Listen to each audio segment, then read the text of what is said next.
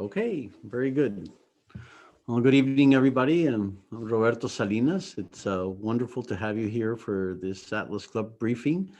We have the great privilege of having Dr. John Taylor with us for a conversation on this occasion. John, thank you so much for joining us. It's really wonderful to be able to talk to you in such a critical time for the U.S. and for the world at large.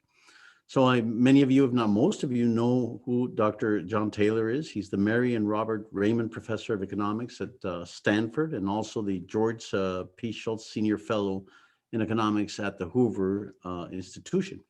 He has made many fundamental contributions to economics and particularly monetary policy, to the point that he's world famous for having his name being used to name the Taylor Rule. The Taylor Rule that John will tell us a little bit more about it a little later on, but it's become a fundamental guide for monetary policy in many central banks throughout the world.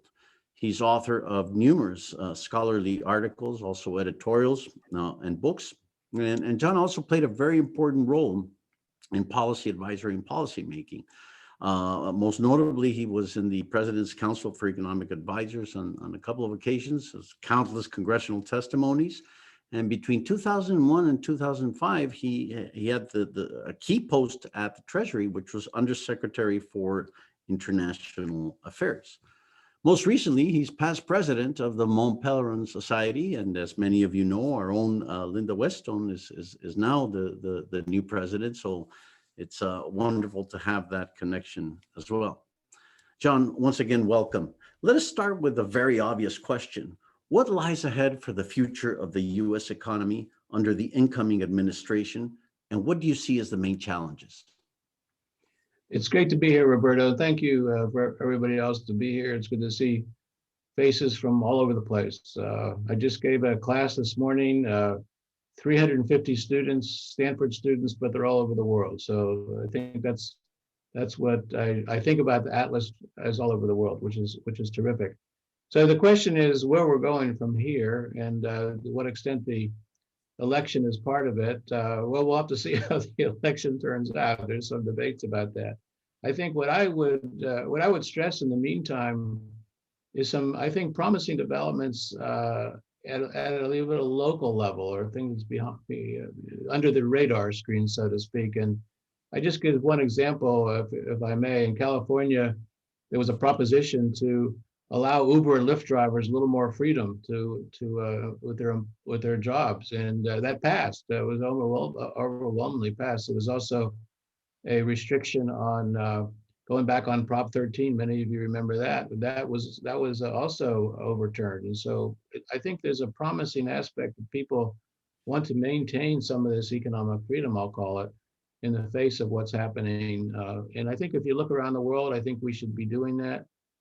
We're seeing more things that are promising. I'm not saying everything is promising, but that's promising. I think on the U.S. federal level, I was quite positive about the tax cuts in 2017, and I think the regulatory actions in 2017-18 were good, but we'll see what's happening with those. It depends a lot, again, on people's attitudes, and the pandemic has really thrown a monkey wrench into the whole political discussion in ways which are thus far not promising. I could go on with examples of how markets have responded. Actually, just one, I know you're not focused on Zoom. I use Zoom all the time, and the creator of Zoom is just a couple miles away. In Eric Yuan, it's an incredible. He's listed at 20 billion according to Wikipedia. Who knows if that's true? But he's provided a huge amount of services, and that's what we need to stress, is that private sector development and innovation, and keep it going, if you like. Precisely, and in fact, one of the fundamental narratives that we've stressed throughout the years, imagine if this pandemic had hit 25 years ago, and without the benefit of progress and prosperity and the great leap forward in the technological revolution, which is really a product of markets and of what Hayek called the spontaneous order, we wouldn't have this opportunity. We wouldn't be able to be talking to each other this evening. So it's something to remember, and it's something to teach our future generations.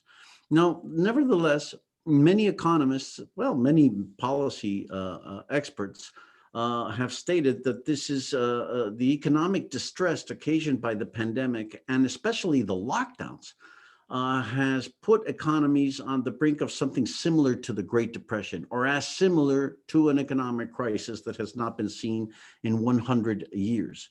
So part of this entails also tremendous increase in fiscal spending and in monetary expansion.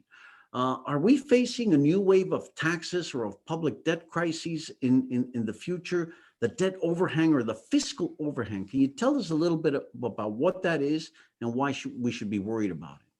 Yes, I think we should be worried about it, both on the monetary side and the fiscal side. I would say just the economy, there's a bounce back, which we shouldn't forget. The third quarter growth rate was 33 compared to 31 down. It's not that you're making it up, but that's substantial, and a lot of it has come from private sector, online sales and teleconferencing and telemedicine as well. But I think the question going forward is, what do you need to do to continue this, and could it be reversed? I think there's a tendency now to call on government, and it's frequently shouldn't be there. So the stimulus packages are one example of that. That's largely government. Why not at the same time have relaxation of regulations that prevents people now from going into different kinds of businesses? Occupational licensing, that's something that we could be doing a lot, and it's very related to the pandemic. People are trying to do different business in different ways, so why not try to make more sense of those? I think on the fiscal side, we had $1 trillion deficit in the US before this began. Last year, 2019, it looks like it's going to be 3 times that, and then maybe more some. So what I would like to see there, and I think it's feasible to simultaneously with the next bill, it looks like it's going to happen, do something about the long-term debt trajectory. So that could be simultaneous. And finally, you mentioned monetary policy. Well, the Fed did some things which I think made sense in April of this year, but they're continuing in a way which is, I think, not very rule-like and not really as specific as they could be. And so I've been urging them to change the policy a little bit, to be more specific. And that's consistent with good rules-based policy, which is consistent with the rule of law and the reliance on markets. So we'll see if that happens. Well, John, now that you bring that up, and I've had the great privilege of hearing you before in other conferences, including the Monetary Policy Conference in Jackson Hole, a great deal of talk about the Taylor Rule and how central banks from Mexico, our own central bankers that you know very well, Agustin Carstens, Francisco Gil Diaz, and others, and it's somehow cherished as a fundamental guideline. What is the Taylor Rule, and why is it so important for predictability? Well, thanks for asking about that. It's quite old at this point. 30 years ago, we wrote it down. I didn't think it would be as influential as it has been. And you're right, many people pay attention to it, even if they don't follow it. Yeah, right. So basically what it is to say it's a way to think about what the interest rate policy should be. And so when inflation picks up, you raise the interest rate by a certain amount. When the economy goes into a slump, you lower the interest rate by a certain amount. And what was quite remarkable is when countries were pretty close to that, it's not rocket science, you can't be exactly the same. When they were close to that, things worked pretty well. In the US, with the Greenspan period, it worked pretty well, a little bit of Volcker. And then we sort of got off of that, didn't work so well. So that's what it is. It's a guide, it's a rules-based strategy for monetary policy, which central banks can communicate to each other. The ECB is quite interested in it, and others as well. It's been hard to adhere to recently because of the very unusual policies that have been followed. I'd like to see them get back to something like that. And they were doing quite well with that until last year, until this pandemic hit. They were moving back towards that kind of a strategy, which I thought was a good idea. So in a sense, this emphasis on predictability, the rule of law, it's part of what you call first principles in your marvelous book that many, I think, in our audience have read, First Principles, recipient of the Hayek Prize, by the way, of the Manhattan Institute, I think in 2014. And the subtitle is 5 Keys to Restoring America's Prosperity. And perhaps now I should read the world's prosperity. Yes. What are these first principles, and why is it so important more than ever, before to consider these first principles and get back to them? Well, the principle which I started with was the rule of law, because I think some certainty about what the rule of law is important. And you can see how a violation of the rule of law in certain countries, it's confusing to people. It brings them in the wrong direction. They can't trust what the rule will be, whether it's tax policy, regulatory policy. The second thing was to have a specific predictability about policy. Again, the notion is the same. You want to know what your taxes are going to be. You want to know what the regulations are going to be. Whether you're in business or whatever, you don't want to know what the rules with respect to hiring workers are going to be. And then the other thing which I stressed a lot was reliance on markets, because markets deliver in very important ways, which we tend to forget. I teach the subject, and the initial reaction is, what's so good about a market? Students will say, but you explain, well, no, it's an amazing, powerful device for allocating resources in a very good way. And then I really also stress limiting the role for government. And this is something which I think is very important now, because the pandemic and COVID has brought forth many government solutions. And that's not always the way to go. Frequently, it's not the way to go. So you have to go on the other side and say, these are things that we should be stressing. So I think these 5 principles, and there's different ways to put them together, to be sure, they are more important than ever. And I think maybe I should do another book, or other people should do books on the same subject. And it's really what Atlas is focused on. Atlas Foundation is focused on the network and the whole description. And it is a global issue. It's not just one country. In many respects, the debate has gone global now. We need to get back and tell people what's good about it. And there's some terrible counterexamples, and there's some beautiful examples. And yet, despite these beautiful examples, and despite the stories that we hear about the success of innovation and markets, and certainly in your area, which is a testament to the world about the knowledge economy and the power of markets, nevertheless, there seems to be an almost psychological obsession with issues concerning inequality and with issues concerning the so-called unfairness of the market. What is your view on these matters, and how can we attack it? So I think here I want to answer your question with the very current situation. The pandemic and COVID has uncovered a lot of inequalities. San Francisco, the homeless problem, I've never seen it this bad. People all over the place. Maybe you see the same in other parts of the world and parts of the country. And a lot of kids in school who have no access to the internet are being harmed tremendously by this.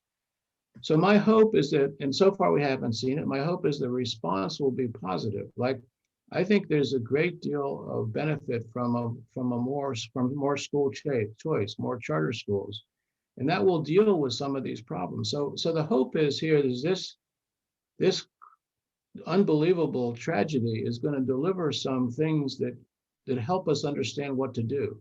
And where I'm from California, it's in spades. It's all over the place, and I haven't seen much changes at the top, but maybe people leaving and things like that will make a difference, and mobility makes a difference for sure. But I want to start with to answer your question with the current situation, because I think it's changing in big ways, and I want to make it a positive change, not a negative, which it could very well be. So we're going to field a few questions. I have a couple more, but already somebody made a question. Lee Benham, the Stanford, I think you already addressed this, but the Stanford precinct voted against the racial quota rule and the free Uber rule. Why? Yeah. I think it speaks precisely to the point that we were conversing right now. No, it's a very good observation. And I like how the emphasis was on Stanford. It wasn't just Stanford, it was the whole state of California. And there was a law passed, AB 5, which really made Uber and Lyft drivers have to be official employees with all the things that go along with that. And that, of course, restricted their ability to do things. So they changed that with this Prop 22 so that it allows them to have a great deal of independence. And then the quotas and the diversity requirements, those were slammed down. The voters didn't like that. And then the tax increases, which would have been largely on businesses, people voted down. And so I think that's under a really pretty remarkable thing. And that's what the question is about. But just to be sure, I wish Stanford, probably Stanford didn't vote in that direction, but the state did, which was what was important. Exactly. So we're going to field more questions, and feel free, everybody, to please put them in the chat, and Cam will help us out in articulating those questions. But in the meantime, one that is near and dear to my heart is trade. And for those of you listening to us, Dr. Taylor is not just an expert in macroeconomics and monetary theory, also has some very important contributions on the topic of free trade. And at the outset of the pandemic, people were talking about the new wave of protectionism that was coming, deglobalization, tremendous disruption in supply chains. But somehow things have gotten back to the way they were as far as global trade is concerned. Was this an exaggeration? Can this actually be a window of opportunity to cement free trade further in our world? Well, I don't think we're there yet. I think that's the hope, that the discussion and the what was apparently a direction away from free trade was more of a negotiating tactic. I've done lots of trade negotiations in the past, and frequently what you do is you negotiate tariffs down. We will reduce our tariff only if you reduce yours. Mm-hmm. And so I think there has been, to some extent, that has been part of what's happened. But I think it hasn't emphasized the ultimate goal, which is reducing barriers to trade, which I think is still what we should be trying to do, both within countries and between countries. And I don't think it's completely reversed, Roberto. I think there's still a tendency to go against free trade, and too many quarters, too much protectionism that's around. It's a hard case to make. It's like saying markets work. You have to give examples of where it's the case. But I think that's something that need to work on. Again, I think the tax reductions here, regulatory reform, but the trade stuff is more difficult and requires more of a focus. And I think more of a good discussion about what's good about free trade. Why is it beneficial? Because obviously it doesn't help everybody instantly. Sometimes there's some harms. And so you have a social safety net, which you can point to deal with the people who have trouble in that case. But I think we're not out of the woods yet on this. And I see a backlash if we're not careful. And is the way of addressing that backlash in terms of trying to address that backlash with the use of, for instance, bilateral trades rather than a more multilateral approach? I've heard you say that at the end of the day, really, it's unilateral free trade that should be the best. And yeah, well, that's true, but that's hard to do, right? Unilateral means, hey, we'll reduce our trade barriers, we'll open our economy completely, regardless of what the rest of the world does. That's been hard to do, politically hard to do, and that is not really where the progress has been made. To some extent, yes, maybe in the UK in the 1800s or even a long time ago, but it's not the GATT, the agreement to reduce tariffs with others has worked well. And I think that works politically. Within a country, you have the export interest and the import interest, and importers want the protection, but you have to get the exporters to work against them. And so you do that by doing it together. And I think that's a very important, that's what's worked. And I think we should have more of that working as well. That would be the strong incentives that you talk about, for instance, in terms of absolutely, yeah, absolutely, yeah. Right. So there was another question that was fielded before, and given that we have you here and you've been such a source of wisdom in monetary matters, well, one of the technological great leap forwards has been actually in the field of money, with the cryptocurrencies. And a lot of these currencies, some of us simply don't understand it. What is the impact that these cryptocurrencies are having in our financial markets, in monetary policy in general? Is it just an asset, just another asset, or do they actually function as real money? Oh, and what their contribution is to liberty? Well, I think the intriguing aspect of cryptocurrency is you have an alternative to the central banks. And that alternative is thus far been the private sector, and that's generally been good. It's not universally good. I think there's something to be said for having a total amount of money which is controlled. So I think that's really, I'm a Milton Friedman follower, that money is really what causes inflation eventually. So you want to make that control to some extent. So the cryptocurrencies can make it more efficient. It brings some of the power away from central banks. And in fact, until very recently, Roberto, central banks have worked against this.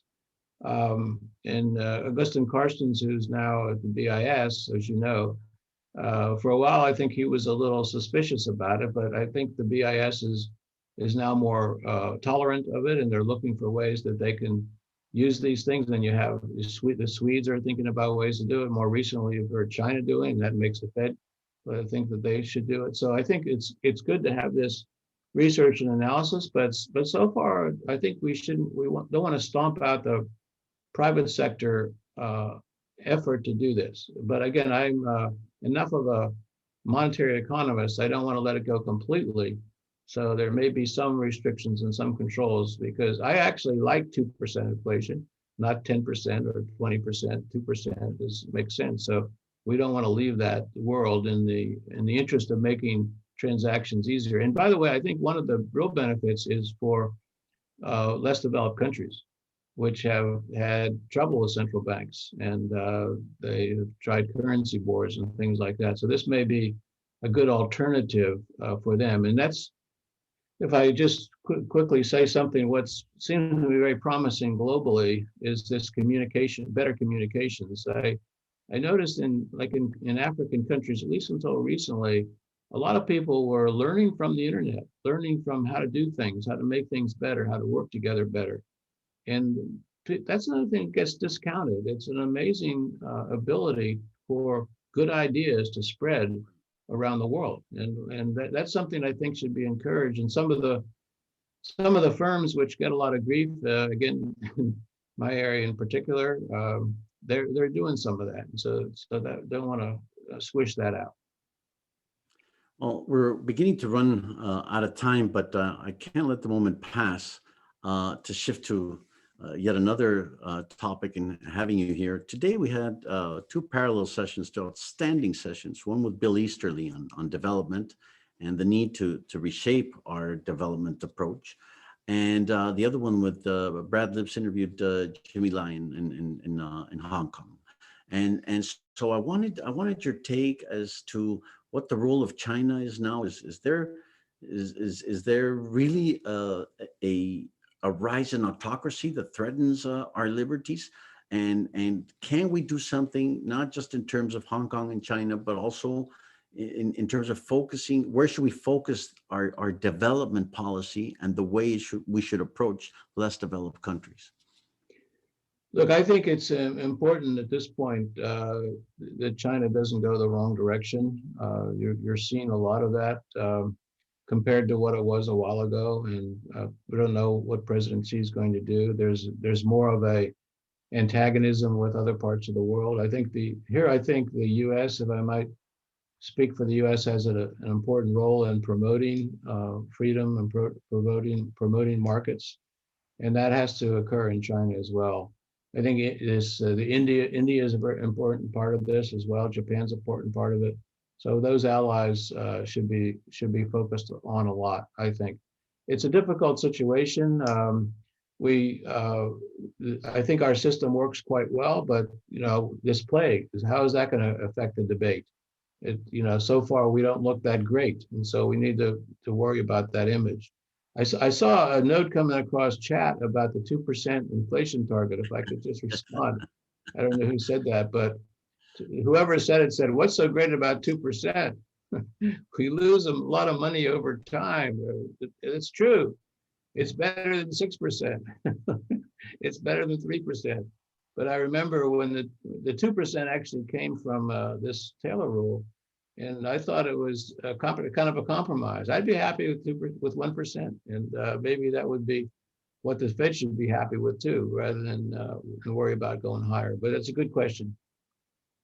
Now, related to actually development, to some of the conversations we had with Bill Easterly himself and in other panels, now there's this fashionable thing called modern monetary theory, which to some of us is neither modern nor monetary nor a theory, but that's a Yeah. personal point of view.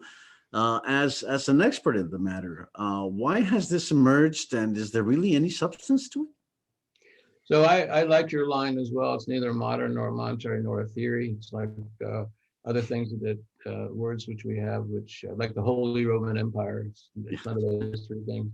But no, I think seriously, it's captured people's attention because they don't see the harm of a little inflation. It's related to the thing. So we got a little more inflation. What's the end of the world? And we got low inflation anyway. We shouldn't worry about that.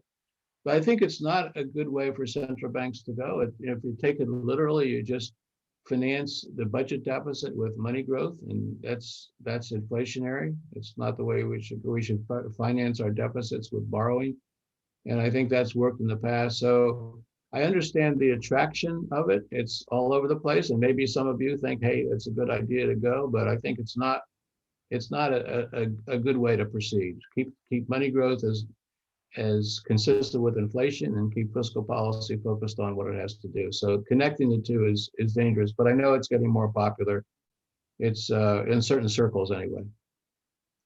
Well, it certainly gives the mirage that we have a theoretical basis to expand and finance everything, and that everything all of a sudden becomes free.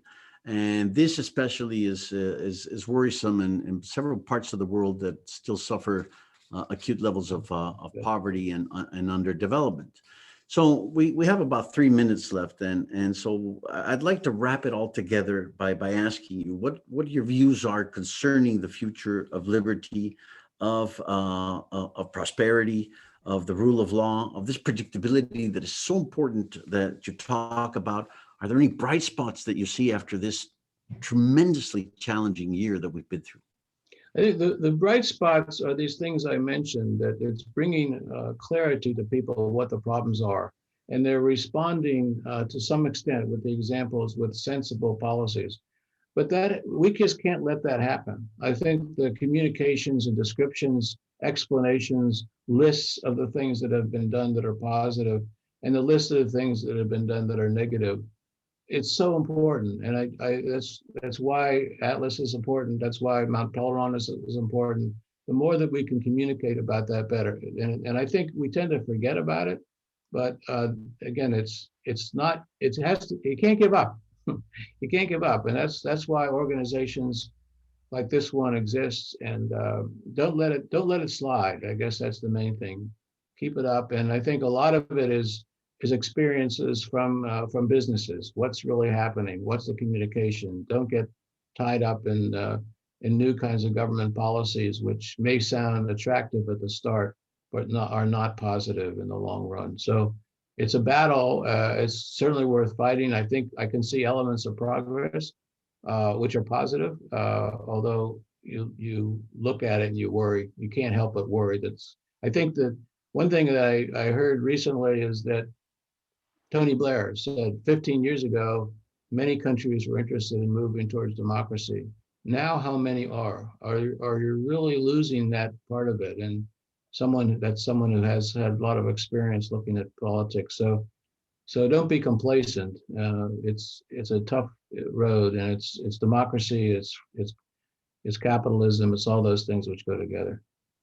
Well, certainly on our part, John, our Atlas Network, our partners, all our donors and friends and allies that have been at this session listening to you are trying to put their part, are trying to contribute precisely towards that end.